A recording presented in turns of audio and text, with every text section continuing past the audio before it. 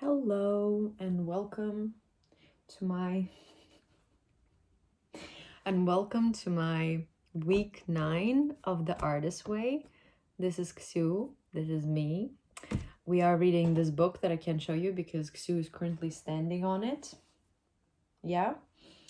And so it's actually a workbook where you have to read through the 12-week creative recovery process and do exercises and then see, I don't know, like if you're, it's basically about artistic recovery. Baby, maybe you want to lay down. You want to lay down? Okay. It's about artistic recovery, and it's this book. My little Bible at this point. I took so long to do week 9, 2 weeks to do week 9. Because of the first task, you have to read your morning pages. So what are the morning pages? Morning pages are pages you do throughout the whole 12-week process. Every morning you wake up and you write like 3 continuous pages of just like streaming thoughts. And I have this notebook where I'm writing it in, and actually it's already my second one. But I left the other one in a different country. So I was only able to read back, I think 9 weeks now, maybe 6 weeks or 7 weeks. But still, it was really insightful. The things that I noticed, I think most from this first exercise, I was dreading it because I was like, what am I gonna find in this, like what am I actually gonna find in these pages? Is it gonna be like maybe triggering? Is it gonna be insightful? But what it really was, for me, it was healing. Like honestly, because I used to talk to myself terribly before. Like I think before maybe last year summer, I've definitely talked to myself.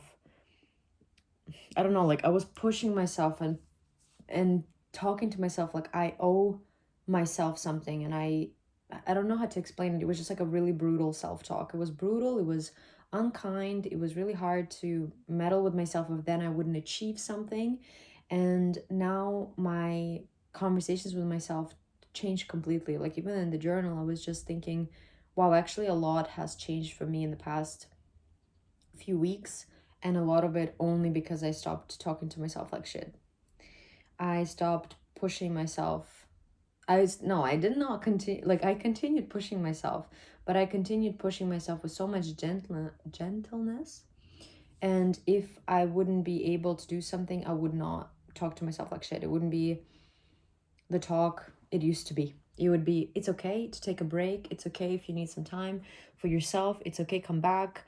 As well with the, I guess like morning pages, I'm not strict with myself. If it doesn't happen in the morning, it happens in the evening. If I miss one day, which has happened maybe like 3 times in total, I don't blame myself for it. I'll just write a little bit more the next day. And a general thing is that I have changed the way that I spoke to myself completely.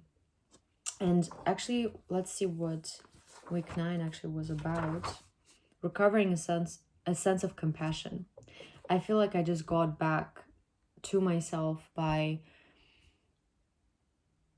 talking to myself like no adult has ever spoken to me in my childhood. Like talking to myself with so much love, so much kindness, with so much understanding. Like I literally talk to myself now with, I got you, baby. I got you. It's okay. Take your time. It's all good. I don't push myself in the same way. And I still have big goals, but I don't have, and they're completely in some ways unrealistic, but all realistic. Um, but I just changed the way that I spoke to myself. And it's so healing because I never thought that if you changed your mind, you could change your life. And I feel like my life has changed so much just because of this. And now when other people speak like weird to me or terribly to me, my intuition tells me this is not how you're supposed to be spoken to. This is not how you're supposed to be treated. You deserve better. And it's an immediate like rejection of the way that people like speak or try to like manipulate you or whatever. Like, it's just like my intuition is just loud now, and it's like so healing and nice. Sorry, like I don't like that you can see like the mirror there. I'm sorry. And yeah, and also I think what also changed is I used to be the kind of person that took one project or one thing or one move and really pulled all my strength into it, and then if it wouldn't work out, I would fall so deep down the hole because I put all my energy into one thing. And I feel like right now I'm not doing this at all. I put my energy almost like equally. I have my priorities straight, I think, but I have a lot of different goals that I want to achieve. It's not just like one thing. It's like I don't want to just move. I want to move, and I want to do this, and I want to do that, and this has to happen, and I want this job, and like, you know, when I get fit, like just putting like different goals for different areas of my life, creative, like sanity, safety, I don't know, everything, physical, like, I don't know, I want to get more fit this year, and it's a little bit better. I definitely got healthier already, and it's like, it's nice. And yeah, and I think there was also this thing in task of reading your morning pages. Like, I'm positively surprised about how my morning pages turned out, but take heart, many of us notice an alarming tendency towards black and white thinking. And I honestly, like, and also acknowledge the pages have allowed me to vent without self-destruction, to plan without interference, to complain without an audience, to dream without restriction, to know our own minds. I think I'm just positively surprised about how positive and realistic I became. Not just positive. It's like I still say things like I miss someone that is no longer in my life, like, or I miss people that are no longer in my life, but I don't want them back because that wasn't working for me, or I wanted that opportunity but it didn't make sense for me, and unfortunately that didn't work out, and that's okay. Like, I feel like I'm speaking to myself with pain points, like through pain points, but also so rational that it's, for me, so healing to read it. Like, so healing to read it and be like, okay, I don't know how to say it. Like, I trust myself now. I trust myself now. I love myself now. And I don't let myself be too negative or too delusional. I let myself be rational. And this is the only one thing I want to focus on, is I want to be irrationally rational, if that makes sense.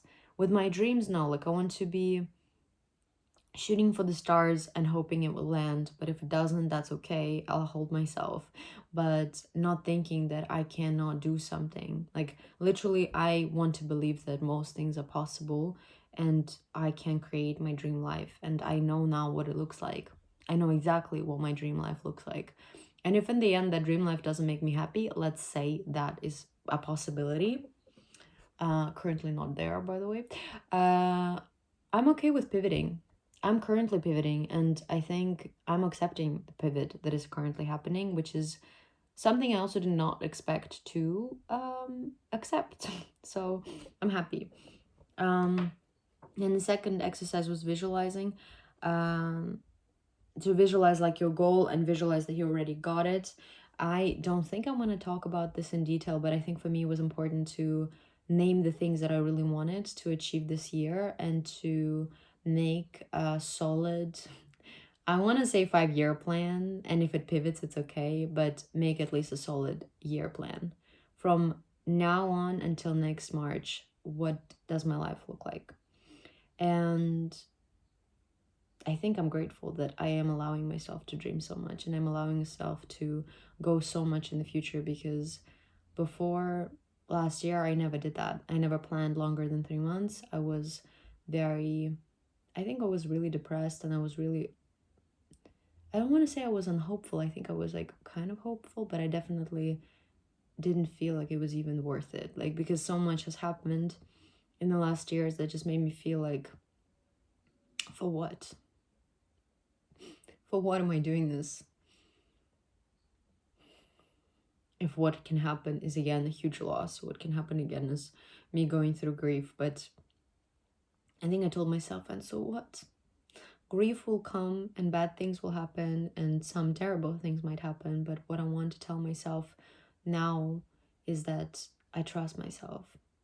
I trust my intuition. And if I listen to my intuition, I think any loss will feel less intense because I'm trusting myself. Because a lot of the grief that I'm experiencing is also from, why, like it's a lot from pain that I knew was gonna come at me. Like it's almost like you bring people into your life because of, I don't know, your childhood trauma, of other things as well, and you go through the same experience again and again. You experience the same amount of grief, the same amount of loss.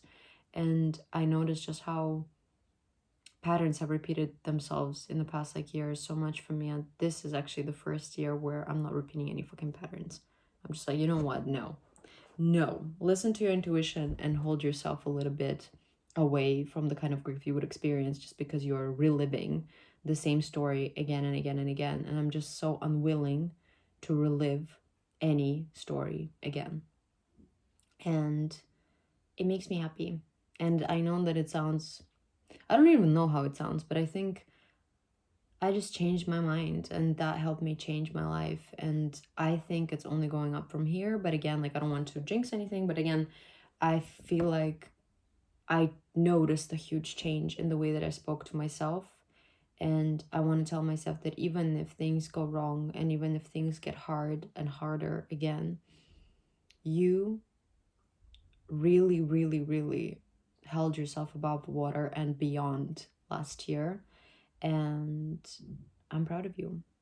I'm proud of you, and because I'm proud of you, I think everything will be because you have yourself. And I hope that you, whoever listens to this right now, know that you can be the best friend that you always needed. You can be the love of your life. And if you are, know that you can achieve anything, because like if you treat yourself right, a lot is possible. And I know that now. Anyway, I think that's it. I don't want to say more. Have a good day, and week 10. Let's see what it's about. Recovering a sense of self-protection. This week we'll explore the perils that can ambush us on a creative path. Because creativity is a spiritual issue, many of perils are spiritual perils. In the essay, task, and exercises of the week, we search out the toxic patterns we cling to that block our creative flow. Well, that's exciting and scary. But I'm actually going to take a few days off before I start week 10 because I have something huge this weekend and I just need to make sure that that's done. And I don't want to overwhelm myself with new inputs at the moment, because right now I just need to post creativity for 7 days and then come back to it full force. But for now, a little pause, and know that you can do that too. It's okay. You don't need to be super strict with yourself. You just need to be disciplined in areas that matter to you. Okay, bye.